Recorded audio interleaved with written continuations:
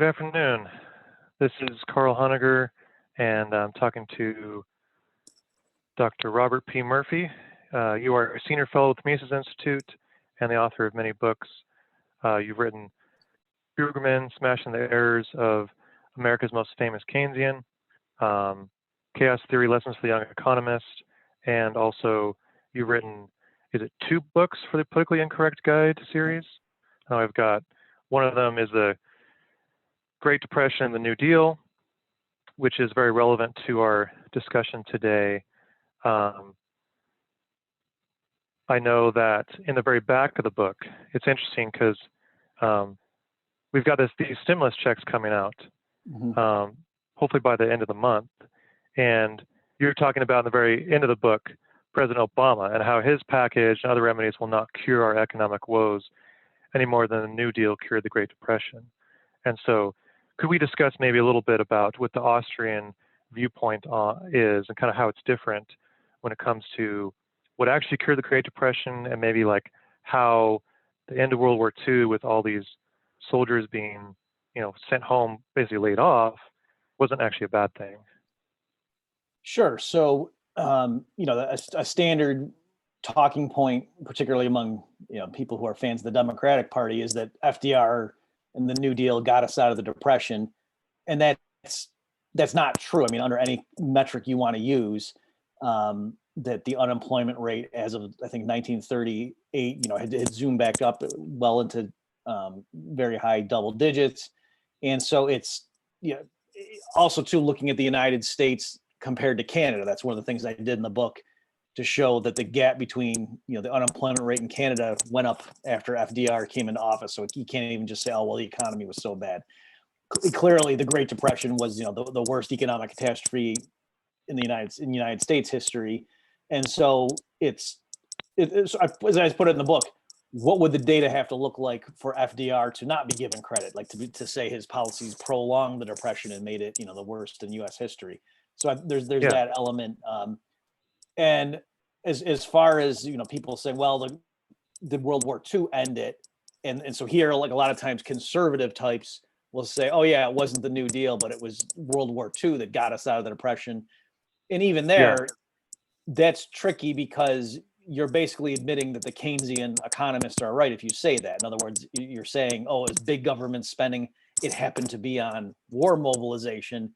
But the underlying economic rationale there is to say if the government spends a bunch of money and runs up huge deficits, then that will, quote, fix a bad economy. So, maybe that's true, but it's hard for conservatives who typically are against big government spending. In other words, you would just be admitting the New Deal wasn't big enough. If they had just spent more on bridges and planting trees and stuff, then it would have worked. It's just they didn't go big enough, and that's not typically what conservatives think. So on that point, as I point out in the book, it wasn't going into the war and the war effort. And by the way, obviously, we're not here commenting on whether it was a good idea in terms of foreign policy or whatever for the U.S. to enter World War II. That's a separate issue. But in terms of if you have a high unemployment rate, is it a good thing to go into a war to fix your economy? No, because the resources that went into the tanks and bombers and so forth weren't available for domestic products. And all the labor power that went into the front lines, those men weren't available to work in factories. So clearly, your economy is not made richer by wasting a bunch of resources on something not directly related. So, and you can even see that even in terms of the conventional statistics, that like the private consumption went way down during 1941 to 45, right? Even in terms of so the reason on paper it looked like the Depression ended because of U.S. entry into World War II is that the GDP figures went way up, but that's just because government spending, the way the accounting works, is counted in GDP or GNP. I see. So that's sort of just a statistical thing that the government spends $10 billion on tanks. GDP was $10 billion higher, but that's not the same thing as saying like consumer welfare was raised by 10 billion, as if people had bought private automobiles to the tune of $10 billion. So, and then the last one on the flip side, like you said, was what did bring in prosperity or the return. In here, I just basically echo the work of Robert Higgs, who's an economic historian, that FDR basically had to make his peace with private industry when they knew they were getting into the war. And because up till then, he had been giving speeches railing against the plutocrats and things. And there were like surveys, a lot of American businessmen were concerned that FDR was going to, really take the U.S. in a socialist fascist direction, which, was the rage all in Europe. It wasn't just, Nazi Germany, but it was, lots the planning mentality. FDR, of course, had violated their tradition of having just 2 terms as U.S. president. So they were very worried. But then once the Roosevelt administration knew that the U.S. was entering the war, he knew he had to make peace with big business and get them on. So a lot of the hostility between the federal government and big business subsided. And then, once the war ended and FDR was dead, I think people thought, okay, things are now returning back to normal. And so they believed in property rights. But you're right. A lot of Keynesian economists thought that in 1946, we were going to return to the Great Depression again, because the only thing that put it at bay was all the high deficit spending. And since they slashed spending, after the war ended, a lot of Keynesians thought we're going to go plunge right back. And that didn't happen. There was, like, on paper, a statistical recession, but the troops coming home went right back into the private sector. And you had the biggest 1-year jump in private sector output, I think, in U.S. history. Okay. Yeah, because both my grandfathers, they got discharged within a few months after the war, and they went on with their lives and went to college and, participated in the baby boom. And so I guess that argument then that Austrians would make, if you're cutting government spending, that's not going to cause a recession. That actually, from the historical example you're talking about, allows people in the private sector to resume their lives and participate in wealth creation. And so an example of kind of the opposite, in an article that you wrote about 10 months ago, you were talking about how with all the lockdowns, the unemployment rate was actually comparable to the Great Depression. You're arguing that it's actually worse. And so that kind of gives us an idea of, like, if it was so bad back then in April of last year, you actually mentioned that, Larry Summers is talking about this pent-up demand theory that, well, as soon as people can go back to a restaurant, people can go shopping, entertainment, whatever, things come roaring back. And then you've actually updated that recently, and you're arguing that there's actually going to be a growing jobs recession. So why is it a different viewpoint, the Austrian viewpoint, like looking at the future and taking these stimulus checks into account, than kind of the traditional, like, hey, things are starting to open up, people are getting money in their pockets. Why does the Austrian viewpoint say that actually, like, we're looking at jobs recession regardless? Okay, sure. So the big picture, the Austrian School of Economics, they're similar to the Chicago School on many areas and many policy issues. They both tend to be very free market oriented. The Austrians, and they're of course named after the founder, who happened to be from Austria. Their primary pioneers were from Austria. That's where the name comes from. But I think what the way to think about it is the Austrian school says, look, when there's a recession, just having the government come in and spend money to try to get people back to work, at best, that's just masking the symptoms or treating the symptoms. That in general, why would you expect politicians directing resources to be more efficient than market forces? Like, we know outright socialism doesn't work. And so, so the Austrian view is to say, when there is a recession and there's high unemployment, we should try to figure out, why is that the case? What was it that interrupted the normal market process, and why is it not working, and try to fix it? And so and the Austrians have a theory, which they say it's because of the prior boom. So in general, the Austrians think there's this boom bust cycle, and it has to do with, nowadays with the institutional context, that the central bank, when it pushes interest rates artificially low, that causes this boom period, but that's false prosperity. It's actually distorting things. and there's what's called malinvestments being made. So the obvious example in our times would be the housing bubble years that Alan Greenspan pushed interest rates artificially low after the dot-com crash. That gave several years of rising house prices. People called Greenspan the maestro, but then in retrospect, that actually wasn't doing us any favors. That just kind of set us up for a big crash. So that's kind of the Austrian theory. And so in that context, then when there's a recession, the reason unemployment is high is because workers need to go back to like long-term sustainable niches, not to go into the sectors where the false boom sort of sucked them into. So like in the housing bubble years, too many people were in housing. And so the recession happened and then they needed to get reallocated elsewhere. And if the government comes in and just deficit spends on, infrastructure projects or something, all that's doing is hampering the process by which the market figures out where should these workers actually be. So as far as what happened with the coronavirus pandemic and the lockdowns, the point you made or that you were quoting me, I was making the point in April of 2020 that at that time, I think it was April, May, when lots of people were just out of work just because the government said you can't go. And so I was saying they were quibbling, economists were quibbling over the official unemployment rate. Is it comparable to the depths of the Great Depression when officially it got down to as bad as like 25% unemployment? Yeah. And so after the fact, now we have hindsight. The official number never got that high. I want to say it was like 14% or something like that off the top of my head. But I was making the point that this is different, that like 15% unemployment in 2020 because the lockdowns is much worse economically than 15% unemployment in a regular recession. Because in a regular recession, the people who get laid off are the least valuable workers, right? For a given firm, they got a belt tighten. They're going to shed the employees that aren't pulling their weight or the ones that were borderline. They're going to keep their key employee. Whereas with the lockdown stuff, the people who lost their jobs and were out of work were just the ones that happened to not be considered essential or who were in jobs that like dealt with the public a lot. So people like work in restaurants, barbershops or whatever, they were the ones who were out of work, not the people who like me, that I could just work from the dining room table, emailing my papers to people and doing Zoom conferences.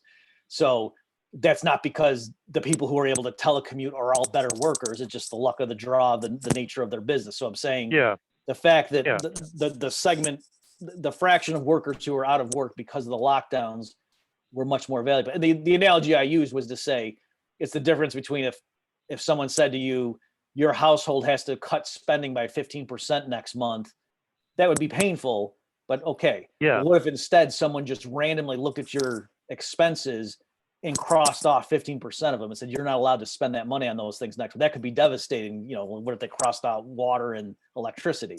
You see what I'm saying? So instead of Netflix. Right. So that's the point I was making as to why, even though the numbers, after the fact didn't come out quite as bad as the Great Depression, that economically those lockdowns were quite devastating. And then, so that was the point I was making there. And then again, just generally speaking, the having stimulus checks and so forth, and the Federal Reserve coming in and pushing down interest rates, in the Austrian view, those are just setting us up for another boom bust cycle. And one quick piece of evidence just to bolster what I'm saying here. I'm looking at the latest figures, what we were talking about, the jobs recession. So even though right now people think the economy is okay, the labor market is okay, part of what's going on there is the reason the official unemployment rate now has recovered somewhat is that if you stopped looking for work, you're not counted as unemployed, right? To be unemployed means you're actively seeking work and can't get a job for them to count you.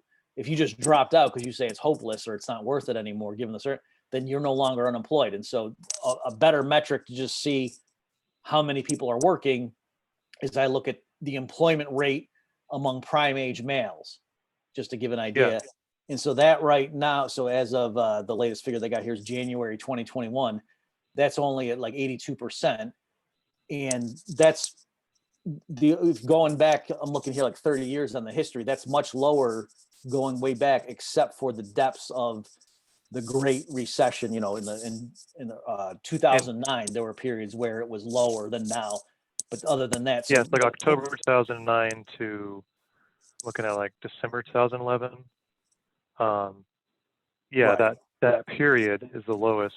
And that's actually, it's interesting to use the prime age male, because that's here in Colorado, people are arguing that we have a she-cession, and that if you look at like prime age women who have children, and you compare it to how many left the workforce, compared to other states around the country, we have a significant percentage of these women who dropped out. Mhm. And that kind of makes sense. You can kind of understand that, like, well, okay, they're staying home to help with Zoom calls, right, for their kids, or they're staying home to homeschool their kids, or whatever. But what you were saying about the reason why you're looking at prime age males is that's something that you can really, regardless of the social trends, it's something you can track that long time period and really Right, see. exactly. Yeah. I'm glad you brought that up. So I'm not here saying that the coronavirus recession hit men harder than women. That's not what I'm saying. My point was to just, yeah, like you said, because women in the workforce rose over time because of social change and whatnot. And so that's, at some point, if you look back, you'd say, oh, it's higher now than it was then. Whereas with the men, most men typically think I need to go work. And so Yeah, to just see now how much lower it is than it was, going back decades is a better apples to apples comparison. yeah. Because in Colorado, they can make the argument, well, it's just because they can't find childcare or something like that, or because their kids aren't in school. Whereas you're talking about, like, this is a reliable indicator that actually shows the impacts of these Keynesian policies. And so basically, looking forward in the future, what you're saying about this spending that we're seeing, this $1.9 trillion, is this is just going to increase the boom, creating a larger bust. And so what other insights would you have to basically help us understand what really is going to bring back jobs, what's really going to get us out of the recession? Okay, sure. So it's and just to be clear, it's that for the Austrian view, it's monetary policy is the thing that really causes the boom bust cycle. Yeah, Whereas just deficits, like the federal government just by itself, deficit spending per se, that really just rearranges resources and often not even in the short run gives an appearance of prosperity. So normally the two go hand in hand. That when the federal government runs a big budget deficit, the Fed often monetizes it through the back door, and so the two often go hand in hand. But strictly speaking, yeah, even in the short term, when the government just spends money that it borrows from the private sector, that doesn't necessarily even give you a short-term boost. But yeah, I think the problem is that there's all sorts of regulation on business right now. The stuff the Biden administration is thinking of doing, proposing, is just increasing regulation all over the place, raising taxes, $15 minimum wage, which would make it the highest adjusted for inflation in the history of having that. So all these things, just making it costlier to do business, making employees, to having more mandates in terms of, satisfying criteria to make sure you have equal employment and things like that. Just in general, knowing if you do business now, there's many more penalties that can get hit on you. And then even if you do make a profit, they're going to keep a higher percentage of it, as they yeah, raise taxes. So those are the sorts of things where, this isn't rocket science. One thing I like to do is to point out, a lot of people on the left will hear these sorts of things. Oh, you're just, fear mongering, and that's not how business works. And say, okay, well, what do you guys propose when you want to have business reduce carbon dioxide emissions? You want to levy a carbon tax. And in that yeah, context, everybody knows full well when you tax something, you get less of it, right? And that's the whole rationale for yeah, a carbon tax. And so if you see it there, well, then what happens if you raise taxes on saving and investment? You will get less of it. What happens if you raise taxes yeah, on income? You will get less income generation. Like, it's the same idea. It's just you don't like the consequences in the one. So that's what I would say. And again, this is basic stuff, but politicians redirecting resources doesn't make us wealthier. Okay, the federal yeah, government, it's not that they have all sorts of resources behind, locked up in Fort Knox that they're releasing, and all these skills are, surgeon skills are going to come out, and that's going to push down healthcare costs and whatever. Like the federal government only has resources that it takes from the private sector. And so just having the political process get involved in rearranging resources doesn't make us richer in the aggregate. And again, and so clearly, you say, oh, but the economy is broken right now. And I say, well, yeah, and that's why it's important to figure out what it is. It's not because we had untrammeled capitalism in the last 12 months and it failed us. We obviously had ridiculous lockdowns and, government interference with private affairs where your governor's telling you whether you're allowed to have people over for Thanksgiving. So say what you want about that, but it's not because we had laissez-faire capitalism. Okay, so these additional things when it comes to taxes, even the average household that has children, I guess is going to see like a reduction in their taxes, but these child tax credits that Biden's planning to have pay out, every month from July through December, that's not going to just get us back on the track to recovery. That's not just going to lead to more jobs long term. Is that kind of the Austrian viewpoint? Oh, okay, yeah. So thanks for bringing that up. Just redistributing resources isn't the solution. Okay, so and we should distinguish between Austrian economic analysis versus libertarian political theory or value ethical theory, because most Austrians tend to be very libertarian in their political stance. So in terms of just the government cutting taxes, yes, I'm always in favor of that because I think it's their own people's money, and the government let you keep more of your own money. That's a good thing. And also that does return control of resources back to the private sector. Okay, so to the extent that, the $1.9 trillion COVID relief bill, a lot of that is tax credits, that's fine. But even on its own terms, though, if your goal is to stimulate economic growth, not all tax cuts are the same. And so actually just giving lump sum payments or lump sum payments tied to how many kids you have, again, that might be appropriate, ethically or for social reasons, but that doesn't on the margin make a business more likely to hire someone. Whereas if you cut payroll taxes, then that would, or if you cut the corporate income tax rate. So that's where I would, come down as far as that. Okay.